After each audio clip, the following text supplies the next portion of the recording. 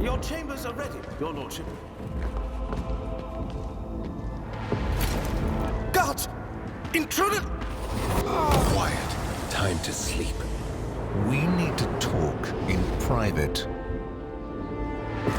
We have matters to discuss, von Valancius.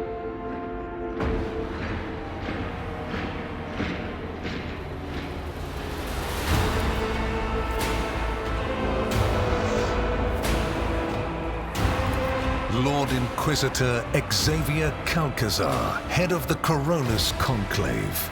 I am authorized by the grace of the Emperor to watch over the Coronis expanse, root out heresies, and preempt the Xenos threat.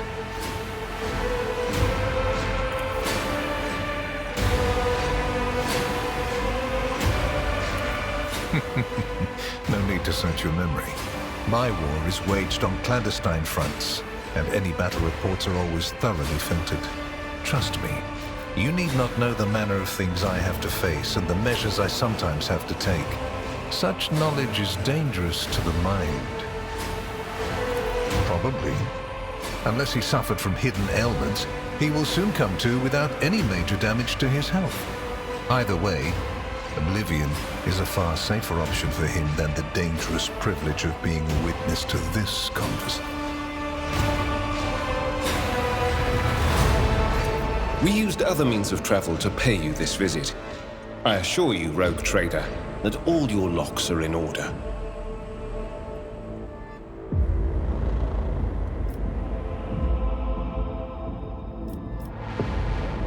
Is that what you think? I am fully aware of what I am doing. I am outlining our relationship. Need I remind you that the unsleeping eye of the Imperium is watching you even in your bedchamber? And not just the eye, but the Imperium's sensitive hands as well. In this, Master Van Kellogg's has spent enough time with you. What stands out from your recent accomplishments is the suppression of a rebellion on Janus, the battle against the archenemy's minions on Kiava Gamma, and, of course, the unusual interest the Drakari have shown in you. Then that is what we will discuss.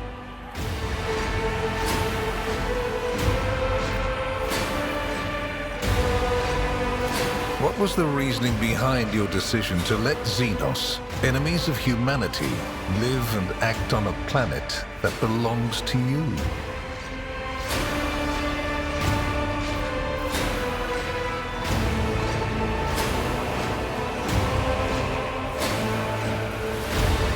Your way of thinking is curious.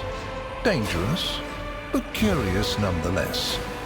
I would suggest exercising utmost caution should you wish to continue on this path. I cannot satisfy your curiosity without disclosing information of the utmost secrecy. I will say only this. We had the situation under control.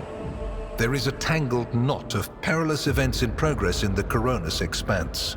Plucking even one thread must be performed with great... because you do not want to know the price of such an error, or what forms it might take.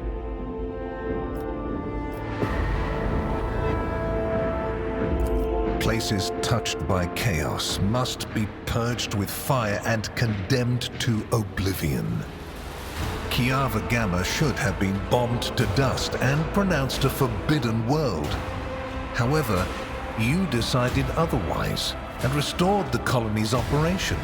And you didn't even go to the trouble of hiding the traces of the neglect committed by your dynasty. After all, it was House von Valancius that gave Cubus Delphim so much freedom that he sank into seditious heresy. What was your rationale?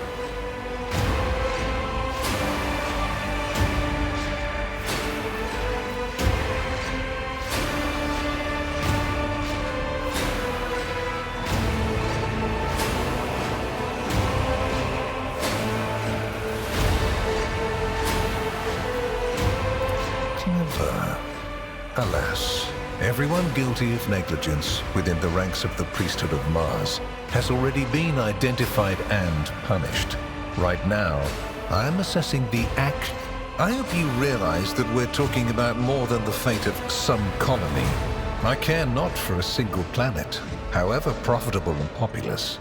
But should corruption raise its head again on Kiava Gamma and try to spread, I will burn it away. And you will be guilty of criminal negligence.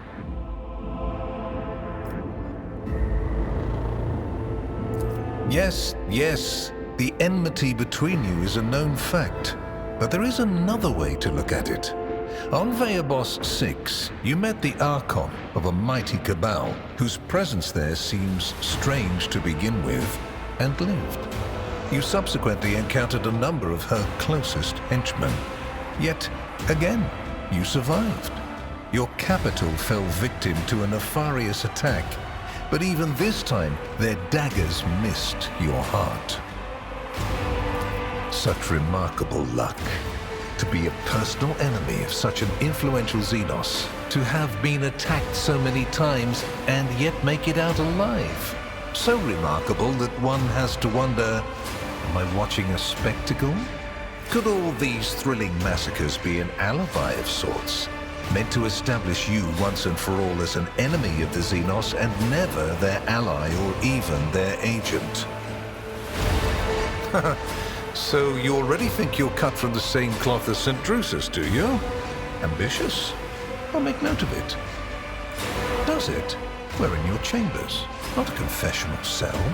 You're in perfectly good health, and none of the varied and fascinating instruments and procedures that expedite candor are being applied to you. I assure you, you would immediately know if our discussion turned into an interrogation. Are you surprised? You thought the Inquisition was unaware of the circumstances of your deeds. It is my job to know everything. Far from it, my dear. The questions are manifold. How did you manage to survive the battle that claimed the life of Theodora, who was so much more experienced and skilled than you? Is it a coincidence that you and you alone then made it out of the trap on Rykad Minoris? How much truth is there in the rumors being spread by the heretic Kunrad? Why did you choose to ignore the warning of a member of the Inquisition that a protracted sojourn near the dying Rykad Minoris could bring corruption down upon your ship? Were you driven by your concern for the people, or was it virtuous of you to allow the warp-stricken Voidsmen to join your crew? The ones who served on the ship that was turned into a trap for you by Kunrad Voitvir? Isn't it possible that they were part of the Blight? The very existence of these questions would have made many of my colleagues doubt the quality of your character. The Inquisition, which I represent, is willing to show extraordinary faith in your person. For the sake of our invaluable partnership, I'm going to ignore any minor liberties that you, esteemed rogue trader, may have afforded yourself or may again in the future. I hope you appreciate the generosity of this offer, as your predecessor once did.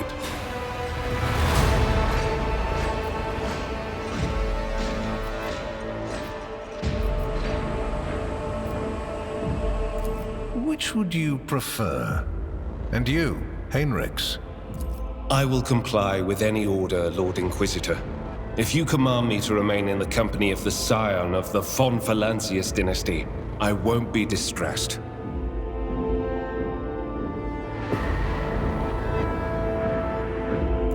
Without a doubt, Master Van Kellox has earned my complete trust by repeatedly demonstrating courage, loyalty, and cunning.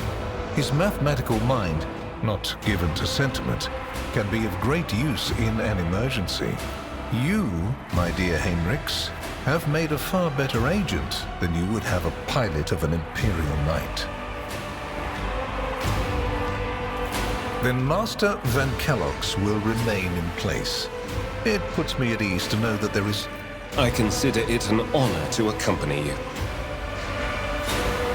And benefited greatly from it. The world's power is not without limit, and neither is the protection it provides. All those mysterious expeditions, dubious experiments, collections of xenotech oddities are dangerous pastimes. It takes more than the Emperor's permission to pursue them without consequences. One must also make sure... Let me demonstrate how it works. In your retinue, there is a Psyker who is yet to receive Terra's sanction, which, as we both know, is a grave threat and a blasphemy to the laws of the Imperium. I am aware of this secret, but I'm not displeased in the slightest.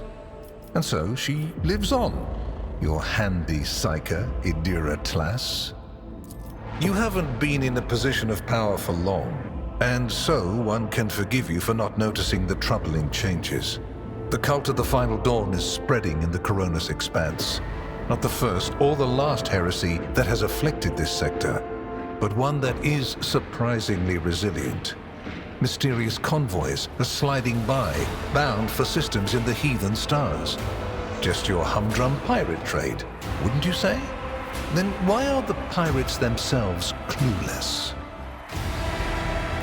The Xenos, who have caused trouble in the sector before, have expanded their activities in the last few decades, and there is a logic and method to their previously chaotic raids. Even 2 packs of space wolves, blessed space marines summoned in my name, did not cool their interest in the Expanse.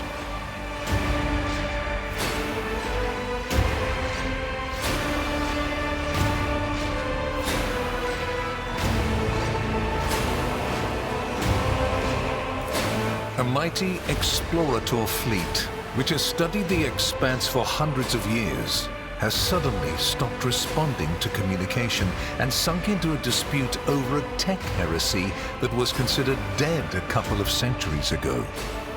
House Chorda has clamped down on insurgents, yet its acts of brutality breed troublemakers just as quickly as they're executed.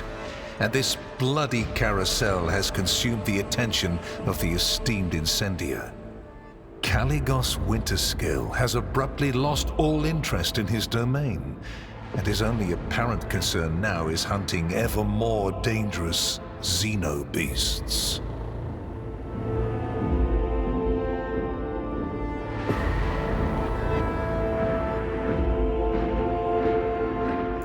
And the third and final rogue trader has unexpectedly perished, stabbed in the back by her own master of whispers. The Expanse is swiftly losing its protectors right when communication with the Imperium is being disrupted by the raging warp. Basically, all the Expanse has left is me and you, if you follow my instructions. And before what tribunal do you intend to challenge? If, for the security of these territories, I find it necessary to execute any individual and replace them with a puppet counterpart, turn their realm to ash, and put their servants to death, I have the right to do so. The threats I protect the Expanse against are extraordinary and justify the harshest means. Welcome to my world. We're going to... I make no deals, and Emperor forbid that I give you orders. That would mean infringing on your privileges. I'm merely offering well-meaning recommendations and expecting that when the Expanse finds itself in danger, you will break away from your... Please accept this gift as a sign of my favor. In an hour of need, give it to any faithful servant of the Emperor, and the Inquisition will come to your aid.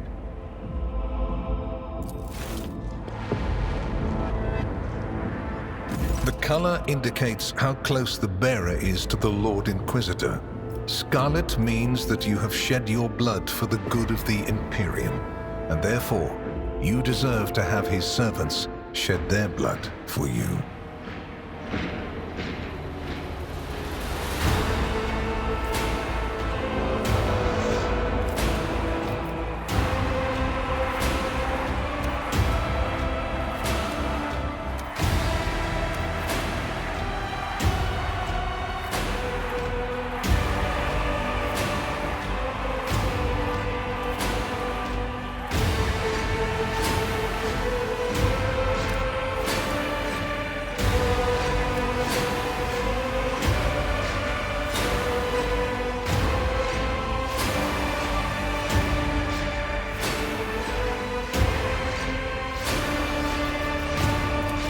did not come here to haggle. Worry not. You won't come out of this empty-handed. Here is where we part. My shuttle is waiting. It is time for me to return to my... Well, you will obviously want to discuss what just happened. But not now, I presume. Right now, it would be better for you to rest and think on the Lord Inquisitor's words in private. I bet you could...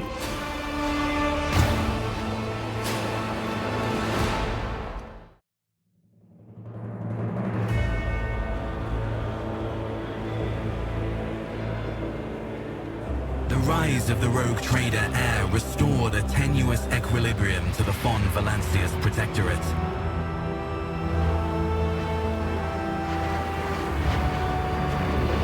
For a time, threats subsided, activity returned to trade routes, and reclaimed worlds began to heal.